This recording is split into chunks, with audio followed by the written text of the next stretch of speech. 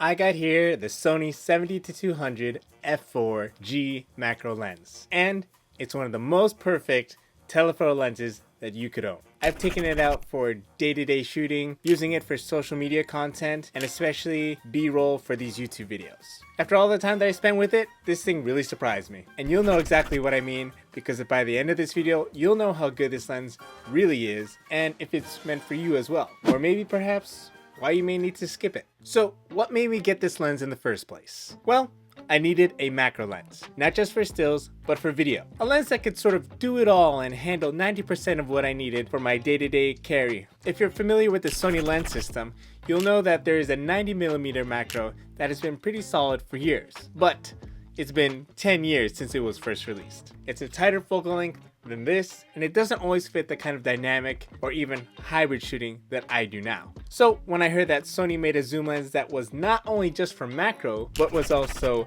a light telephoto lens that gave sharp output as well as had great autofocus, I just had to see for myself. Now before we move on, let's address the elephant in the room. Yes, this is an f4 lens, which means it's not going to be the best in low light, especially if you're used to shooting with prime lenses that go down to f1.8 or with other zoom lenses that go down to f2.8.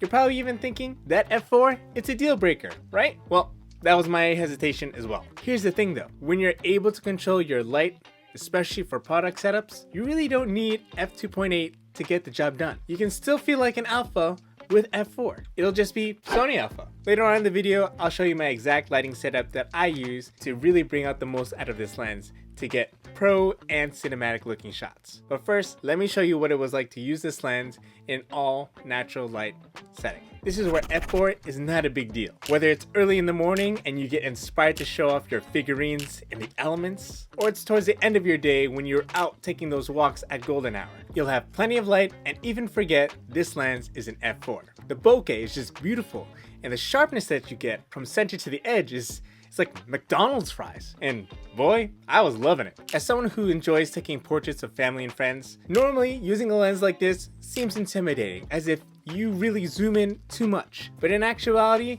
this lens didn't feel like I was getting too close to my subject. If anything, I love that I could stand far away and still get these tight shots. Let me tell you, this lens is just great for the family. So feel free to tell the missus that this lens can upgrade her Instagram game so that she can sign your permission slip to also get one of these. And if you got kids, tell her that you'll also have more fun photos of them as well. So yes, this lens has got its reach, but does it have the speed? Well, while I was using this lens outside, I also noticed that this lens is no slowpoke, at least when it comes to focusing on moving subjects. Yes, it's a macro lens and still objects are nice and easy to capture.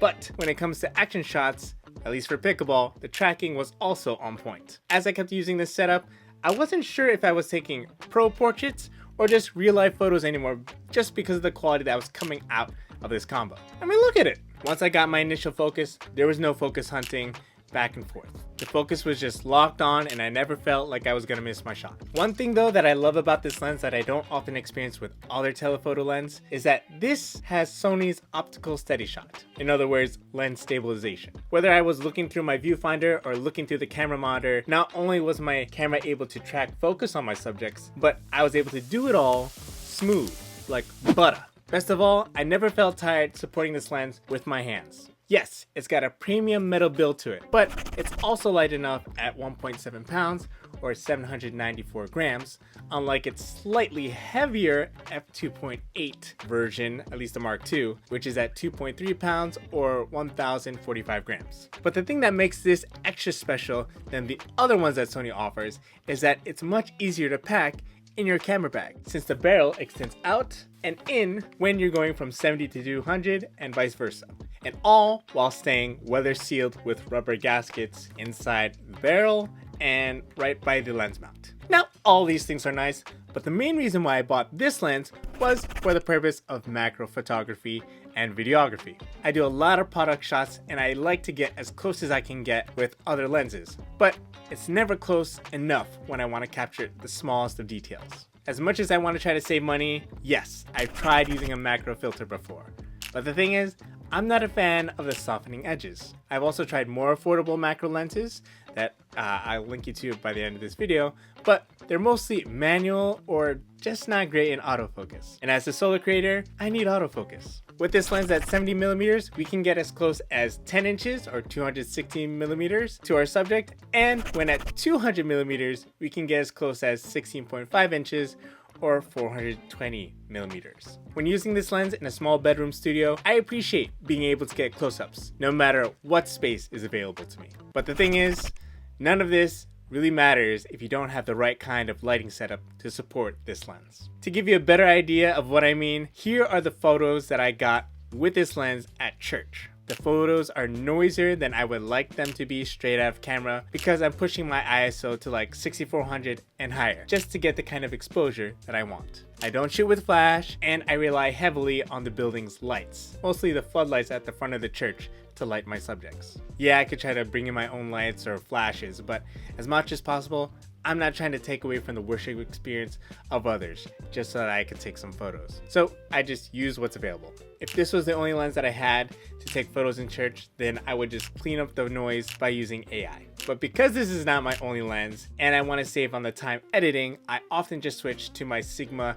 28 to 105mm f2.8. And for the times that I want to go ahead and punch in a little more, then I just use super 35mm mode to go ahead and get a similar focal length to this lens. But as a full-time nurse, I try to avoid editing my photos as much as possible, and I try to use the photos straight out of camera when taking photos for church. But when I start making these YouTube videos, then it's time for me to take control of the lighting experience. So I got my main light here, aka the key light, the Amaran Pano 120C attached to my utility cart where I've been shooting my product shots lately. Then for some fill light, I'll use the Amaran P2TC, which is a tube light from above, but I'm starting to transition to using the Amaran 25C lights for both the fill and a kicker light to separate the subject from the background. And usually this is enough to really shoot any product shots that I have. Alternatively, I could use the panel light as a key and bounce the remaining light with a reflect, but this is just what I've been doing lately. I want to try to maximize the lights that I have in a small space and avoid putting any more stands in my bedroom studio.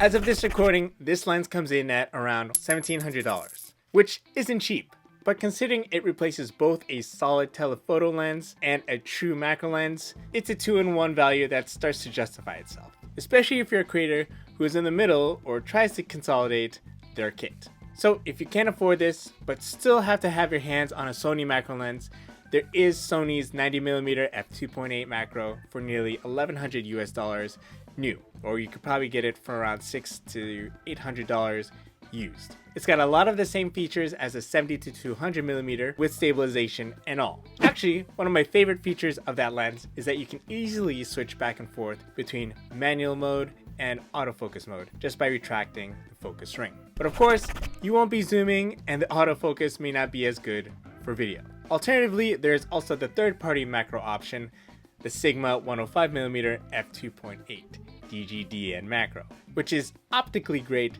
and more affordable at about $790 US. But there's no lens stabilization built inside and is 100 grams heavier.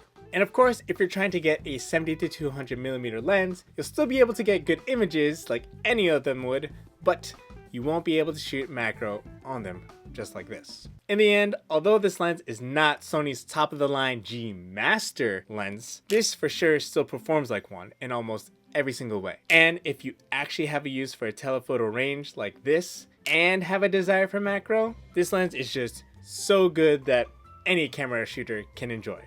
Unless you really need an f2.8 lens, this lens is actually worth getting. That's right, even at f4, you're still the perfect telephoto lens, at least to me.